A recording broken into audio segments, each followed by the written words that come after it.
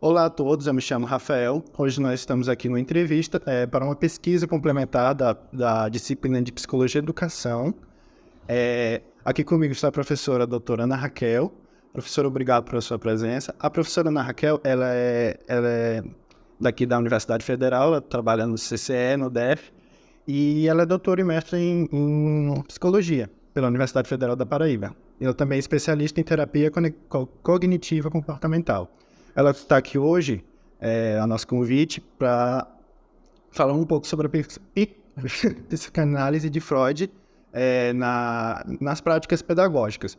Essa entrevista vai servir como uma base para complementar nosso trabalho e ter uma visão de fora, uma visão especializada sobre o assunto.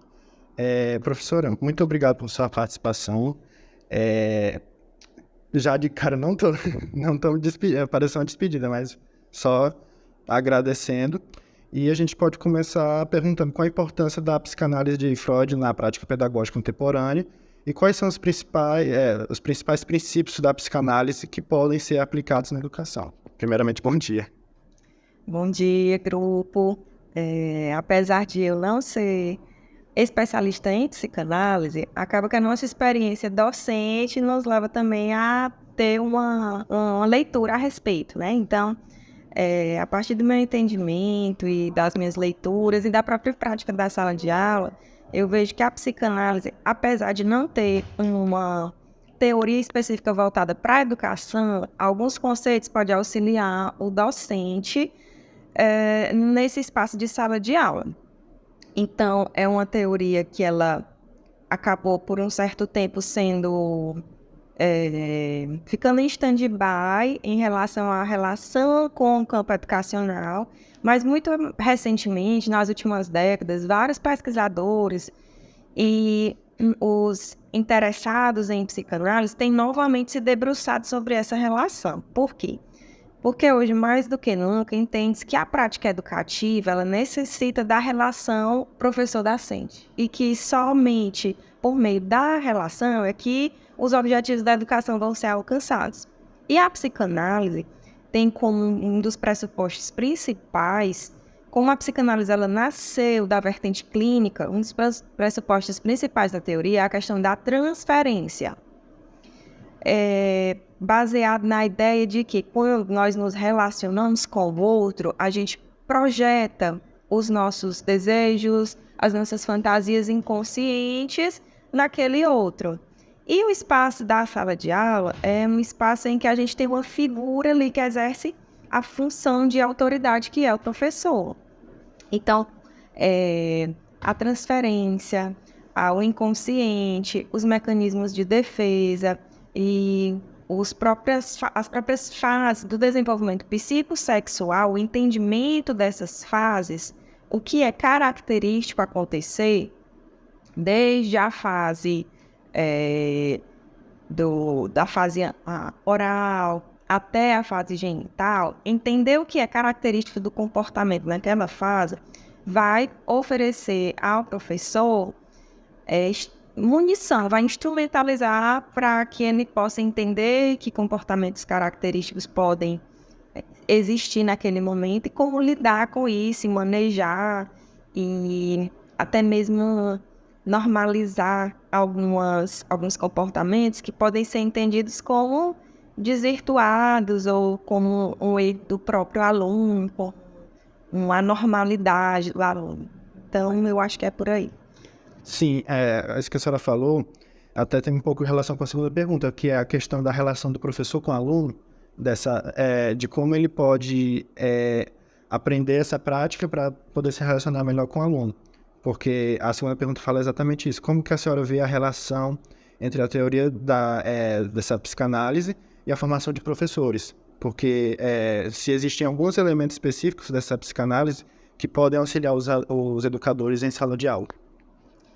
Sim, alguns conceitos da teoria, elas podem sim ser utilizadas e, assim, na perspectiva da psicanálise, o ponto importante é que o que vai ocorrer ali naquele espaço de sala de aula não é tanto só transferência de conhecimento.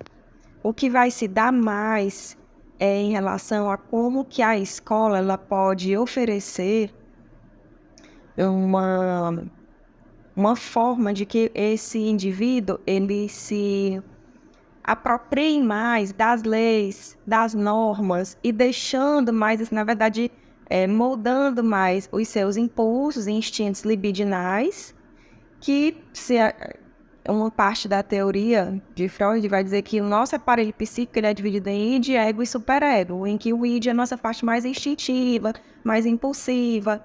Então, o que acontece quando a gente entra na escola? A gente vai acabando freando mais esses impulsos.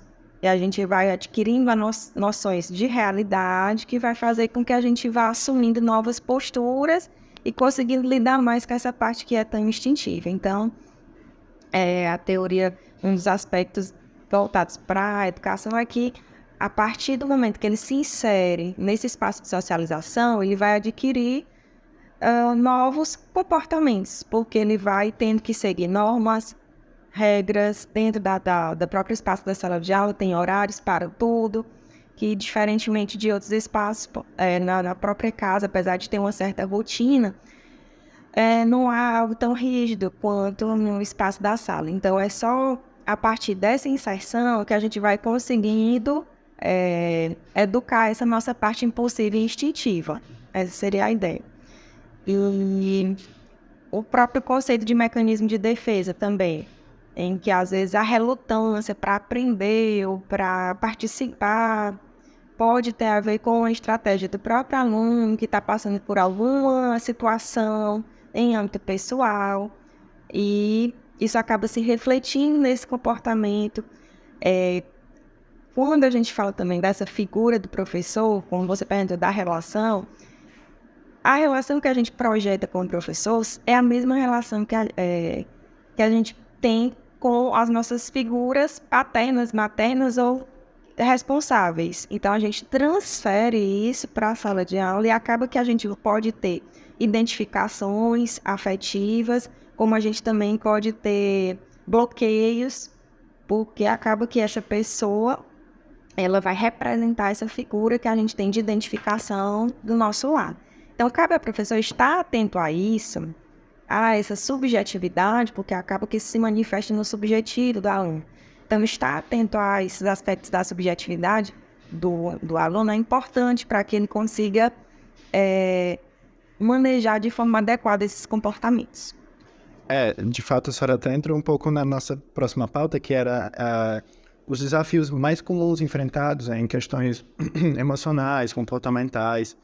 E a partir do momento que o professor está adequado naquele meio, ele vai saber ter alguma estratégia, né, acerca para poder manejar aquela situação. A senhora teria algum exemplo para compartilhar?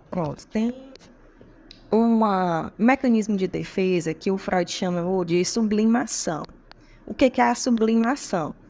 É quando a gente canaliza uma energia psíquica para alguma atividade que não o foco, o problema de uma determinada situação. Por exemplo, um aluno que está demonstrando agressividade em sala de aula. Então, essa agressividade no relacionamento com o professor, com os demais colegas da turma, está interferindo na interação, na dinâmica da sala. Mas essa agressividade do aluno, a gente não pode entender como sendo apenas responsabilidade dele. Mas tem algumas variáveis aí, alguns fatores que estão influenciando nessa agressividade dele. Ou seja, não levar para a questão de ser uma questão de personalidade, mas pode ter questões no âmbito afetivo, relacional da família, né?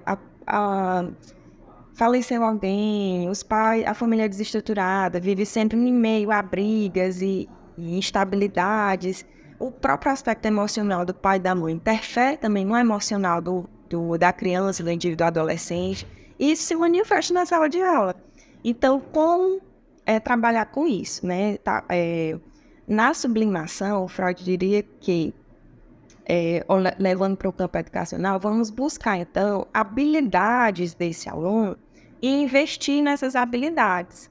É um aluno que ele gosta de desenhar, é um aluno que ele gosta de...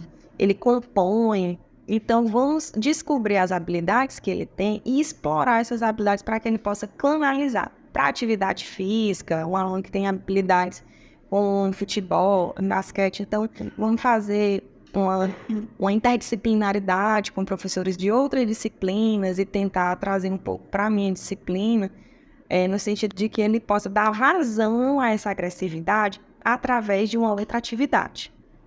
Esse seria um exemplo. Então, no caso, é importante para o professor ter esse conhecimento na questão, porque pode ser abordado logo na infância, para que esse problema não se desenvolva na adolescência, na fase adulta, para que não se torne algo pior, no caso, né?